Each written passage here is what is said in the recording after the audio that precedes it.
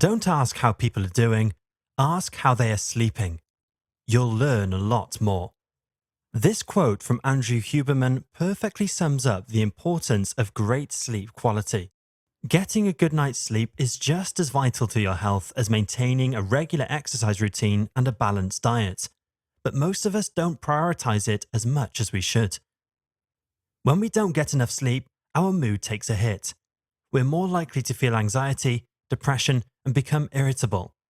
After just a few weeks of insufficient sleep, we start to feel the negative effects on our thinking ability and our capacity to memorize information, making it harder to learn new things. Our thought patterns start to slow down and become less accurate. This lack of sleep also impacts our judgment. In fact, our decision-making capabilities suffer. We tend to focus more on the desired outcome rather than the consequences. In this case, our self-control follows the same path. This is one of the reasons why not getting enough sleep leads to weight gain. Think about this. What sort of foods do you reach for when you are sleep deprived? Most likely, it won't be the healthy type. Among other effects, insufficient sleep is also a risk factor for our heart health, immune health, testosterone, insulin, and cortisol. In short, the negative effects of regular bad sleep can be summarized in one sentence by Professor Matthew Walker. No aspect of our biology is left unscathed by sleep deprivation. However, all is not lost. Once you apply the habits mentioned in this video, your sleep quality will improve and you will start to feel the benefits. Sleep is vital for your mind and body. It helps to reorganize, restructure, and create neural connections in the brain. This helps us learn and leads to better problem solving and decision-making skills. Getting enough sleep also restores the body, improves our energy levels, and has a positive effect on our mood. So without further ado, here are 6 simple habits for you to build, so that you can finally improve your sleep and wake up feeling rested. Number 1. Sleep schedule. It is now common knowledge that most humans need a minimum of 7 hours to be able to function effectively. But because we are different, some of us may need more, and in rare cases, some of us may need less. Aiming for this amount of sleep is a good starting point. However, consistency and regularity will bring you to the finish line. If your daily lifestyle allows it, go to sleep at the same time every night and wake up at the same time every morning. Aim to do this on weekends too, and during holidays to maximize the effects of your sleep schedule. Of course, this is easier said than done when you have children. Choose a bedtime when you normally feel tired, or set an alarm to wake up and then choose a bedtime that allows you to sleep for at least 7 hours. After a while, it becomes easier to fall asleep quickly and to wake up on time in the morning. Maintaining a regular sleep schedule strengthens your body's natural sleep-wake cycle. By sticking to a consistent routine, you help align your circadian rhythm, which promotes improved sleep quality and overall well-being. Number 2. Light exposure. Our circadian rhythm is an internal clock influenced by light and darkness, which is why you tend to feel sleepier as the sun sets and more alert when the day returns in the morning. Field experts, including Dr. Andrew Huberman, advise us to expose ourselves to sunlight as soon as we wake up, even if it is a little cloudy outside. The closer to the time you wake up, the better it is. Unfortunately, this is sometimes difficult, and the ability to do so often depends on our location and wake-up time. If necessary, and if possible, use a light therapy box that simulates sunshine. Our circadian rhythm is regulated by light exposure, which is why getting enough of it improves our sleep quality. Whenever possible, spend more time outside when the sun is up. Go for walks, take a break from work, and open your window blinds to let natural light come in. Of course, it goes without saying that you must not look directly at the sun. Just let the natural light reach your eyes. By prioritizing light exposure, you can foster a healthier circadian rhythm, fall asleep faster in the evenings, and enjoy more restful nights. Number 3. Optimize your sleep environment. One key element for improving your sleep is to create an environment that fosters good quality rest.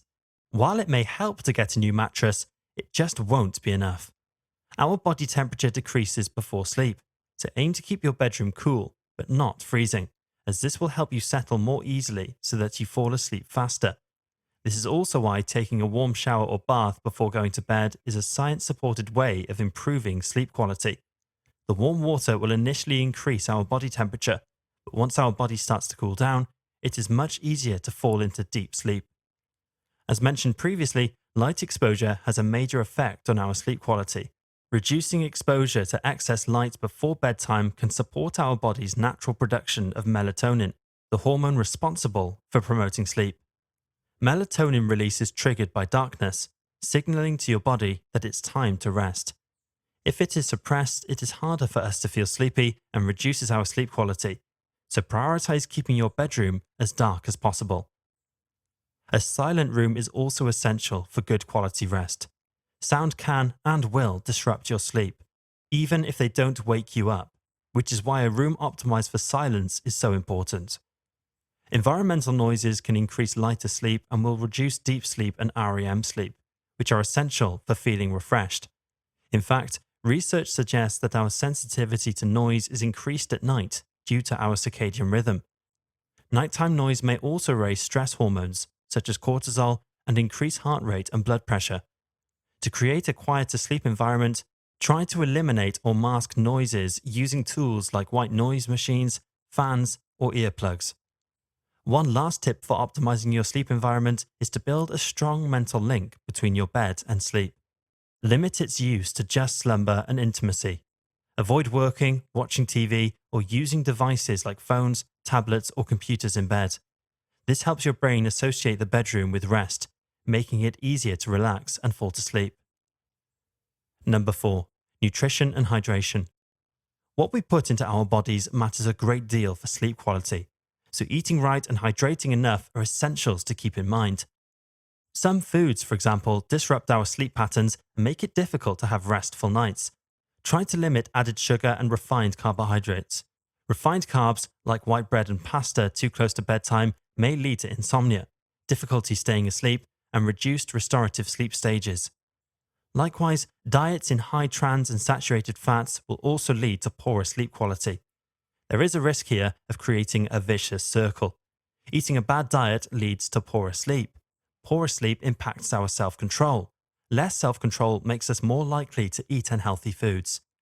However, what you should aim to prioritize are diets high in protein that include healthy carbohydrates.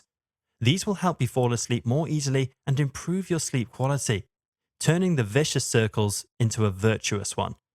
And don't forget about fiber magnesium. Fiber supports the liver's detoxification processes, while magnesium helps regulate cortisol levels and insulin sensitivity, promoting deeper, slow-wave sleep. For our overall well-being, we must focus on having a balanced diet. Do not skip this. Proper hydration is just as important as eating the right foods. For example, be careful with coffee and caffeinated drinks. Although appreciated by many, these will have a negative effect on your sleep quality. If we do not time it correctly, the caffeine can delay our sleep onset, reduce the amount of time we sleep, and limit slow-wave sleep, the most restorative stage. In a sense, caffeine doesn't reduce the need for rest, but masks sleepiness temporarily, often leading to a caffeine crash later. It can be effective for 3 to 5 hours, but its impact on sleep can last much longer, especially if consumed close to bedtime. To avoid disruptions, limit your caffeine intake to the morning and avoid it within 8 to 10 hours of sleep. And if you have late-day cravings, opt for decaffeinated coffee instead. Another type of drink to be cautious of is alcohol. Alcohol may make you feel sleepy initially, but it disrupts your sleep by fragmenting its stages.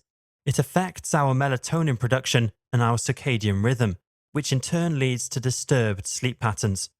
Now, I'm not saying to cut out alcohol completely. Each to their own.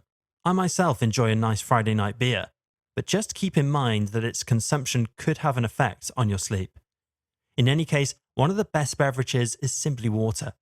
However, although staying hydrated is crucial for your health, drinking large amounts of water close to bedtime can lead to frequent bathroom trips during the night.